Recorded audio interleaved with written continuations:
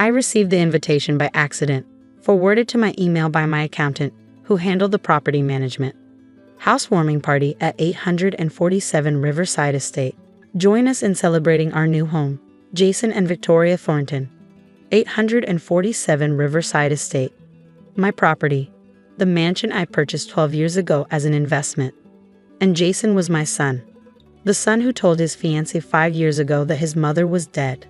The son who blocked my number, returned my letters unopened, and disappeared from my life the moment he met Victoria Hayes.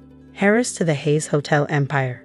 I sat in my modest downtown apartment, the simple 2-bedroom I preferred over ostentatious displays of wealth, and read the invitation again. They were throwing a party, in my house, celebrating their new home. I called my property manager, David. David talked to me about 847 Riverside. Oh, Ms. Thornton. Yes, your son contacted us 8 months ago. He said he had your permission to live there temporarily while house hunting. We verified his identity. He had your maiden name and knew details about the property. He seemed legitimate, so we approved it per your standing instructions about family use. My standing instructions from 15 years ago, before Jason cut me out of his life. And the mortgage payment he mentioned? The $800,000? That's the property value. He's been telling people he bought it. But ma'am, the deed is still entirely in your name. He hasn't paid a cent. I was silent for a long moment. David, prepare eviction paperwork. I'll serve it personally. Ma'am, are you sure? He's your son. I'm sure. The housewarming party was exactly what I expected. Valets parking Bentleys and Maseratis, women in designer gowns, men in custom suits, champagne fountains, and a string quartet playing Vivaldi in my garden. I arrived in my 15-year-old Honda Civic, wearing a simple black dress from Macy's. The valet looked confused. Are you catering? Yes, I said, handing him my keys. He exchanged glances with his colleague but took the keys. I walked through the front door, my front door, and into the marble foyer I'd had restored 5 years ago. Crystal chandelier overhead. Original artwork on the walls. Everything exactly as I'd left it. Excuse me, a young woman with a clipboard approached. Name? Margaret Thornton. She scanned her list, frowning. I don't see you here. Are you sure you're invited? I'm the owner of the house. Her eyes widened. Oh, you must be Mrs. Thornton's mother. I'll let her know you're not Victoria's mother, the owner of this property. Before she could respond, I heard my son's voice from the grand living room. Everyone, thank you so much for coming. Jason stood on the raised platform near the fireplace, Victoria beside him in a gown that probably cost more than most people's cars. Victoria and I are thrilled to welcome you to our home. This house represents everything we've worked for. I walked into the room. 75 guests turned to look at the plainly dressed woman who clearly didn't belong. Jason's eyes met mine. The color drained from his face. As I was saying, he continued, voice shaking slightly, everything we've built together. Jason. I spoke clearly, my voice carrying across the room. Interesting story you're telling. Victoria looked confused. Jason, who is this woman? Security. I'm Margaret Thornton, I said, walking toward the platform. Jason's mother. The one he told you was dead. The room went completely silent. Victoria laughed, a nervous, tinkling sound. That's impossible. Jason's mother died in a car accident 7 years ago. He showed me the obituary. He showed you a fake obituary.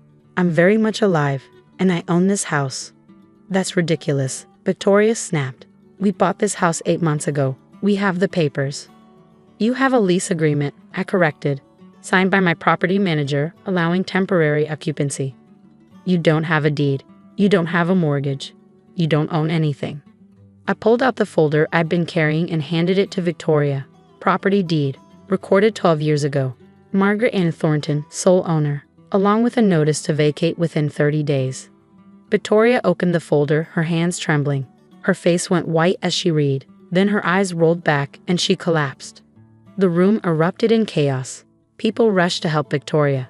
Someone called for a doctor. Jason stood frozen on the platform, watching his world crumble. A man in his 60s pushed through the crowd, William Hayes, Victoria's father. I recognized him from business magazines. What the hell is going on here? He demanded. Mr. Hayes, I said calmly. I'm Margaret Thornton. I own this property. Your daughter and son-in-law have been living here under false pretenses. Jason said he bought this house. $800,000. He had all the paperwork. He lied. He's been living here rent-free, telling people he purchased it, throwing parties, all while I pay the property taxes, maintenance, and insurance. William's face turned purple. He spun toward Jason, who finally moved from the platform. You told me you bought this house. You showed me the mortgage papers. Victoria's trust fund paid the down payment, $200,000. Jason's mouth opened and closed. I can't explain. You took $200,000 from my daughter and lied about buying the house. William's voice could have cut glass. I was going to buy it, Jason stammered. I just needed time to secure the financing. Mom said I could stay here. I said no such thing, I interrupted. I haven't spoken to you in 5 years.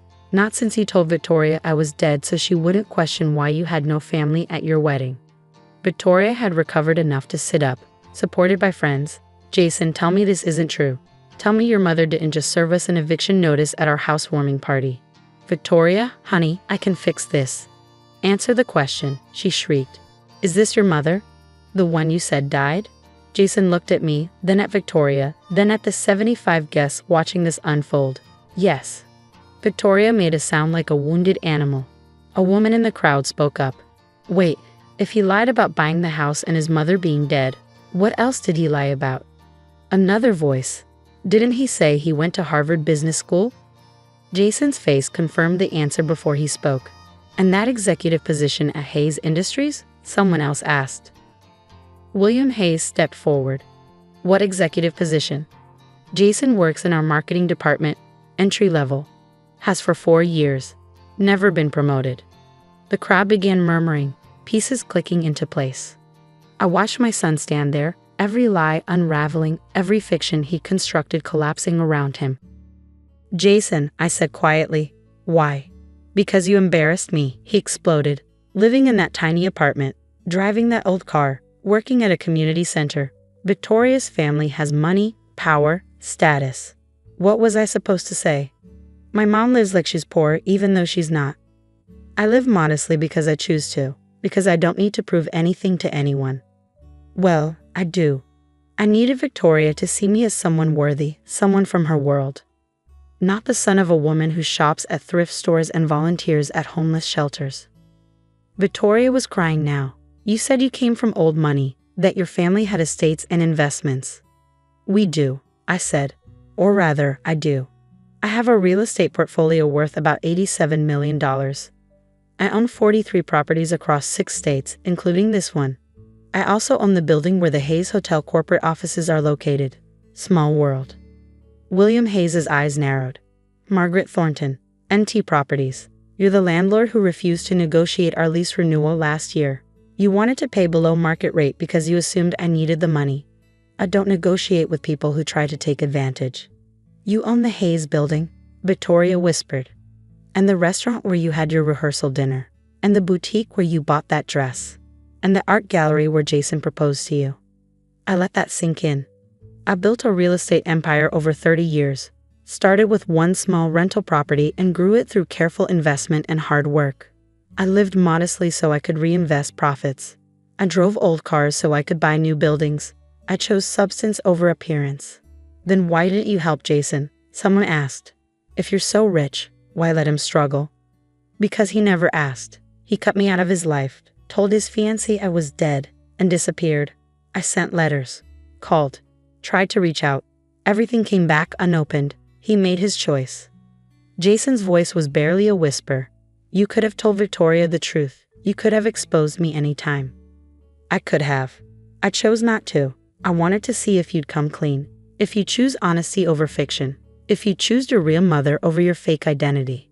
And now you have 30 days to vacate my property. Now Victoria knows the truth. Now everyone here knows who you really are. I paused. Or rather, who you chose to become. William Hayes pulled Victoria to her feet. We're leaving. Victoria, get your things. You're coming home. Daddy, I'm married. To a liar and a fraud. We'll discuss annulment options with the lawyers Monday morning. He looked at Jason with pure contempt. You took $200,000 from my daughter. I want it back. All of it. Plus interest. I don't have it, Jason admitted. I spent it on the wedding, the honeymoon, maintaining this lifestyle. Then you'll pay it back. I'll see you in court. William guided Victoria toward the door. She looked back at Jason once, her face a mixture of heartbreak and disgust. The guests began filing out. The party was clearly over. Within 20 minutes, only Jason and I remained in the grand living room. You destroyed my life, he said bitterly.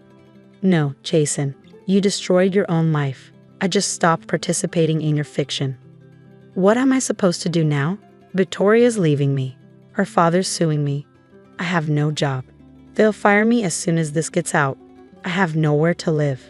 You have 30 days here. Use them wisely. Find a job. Find an apartment you can actually afford. Find yourself. And then what? Then you build a real life. Not one based on lies and appearances. Not one that requires you to deny your own mother's existence. A real life, Jason. It's harder than pretending, but it's worth it. Will you help me? I looked at my son, the boy I had raised alone after his father died. The child I'd sacrificed for, worked multiple jobs for, put through college. The man who'd repaid me by erasing me from his history. I'll give you something, I said. I own a small apartment building downtown. Studio units, nothing fancy. There's a vacancy on the 3rd floor. $800 a month. I'll hold it for you if you want it. $800 a month? Mom, I can't live like that. Then you'll figure something else out. But that's what I'm offering. A chance to start over. Honestly this time. He looked around the mansion, the life he'd built on lies. I'm sorry. For what I said about being embarrassed. For telling Victoria you were dead. For all of it. I know you are. Sorry you got caught anyway. That's not fair. Isn't it? You had 5 years to come clean. You only apologized when the truth came out in the most humiliating way possible. He had no answer. I walked to the door, then turned back. Jason, I didn't come here to destroy you. I came here to save you from yourself. This life you've been living, it was never sustainable. Better to crash now than 10 years from now with kids involved. It doesn't feel like saving. It never does. But someday maybe you'll understand that the worst thing I could have done was let you keep living this lie. I left him standing in the mansion he'd never owned, surrounded by the debris of a party celebrating a fiction. 3 weeks later, my phone rang. Jason. Mom, I took the apartment, the studio downtown. Good. I got a job. Sales position at a furniture company. It's entry level, but it's honest work. That's good too. Victoria's gone. The annulment was finalized yesterday. Her father dropped the lawsuit on the condition I never contact her again. I'm sorry, Jason. Are you? His voice wasn't bitter, just curious. I'm sorry you're hurting. I'm not sorry you're learning this lesson.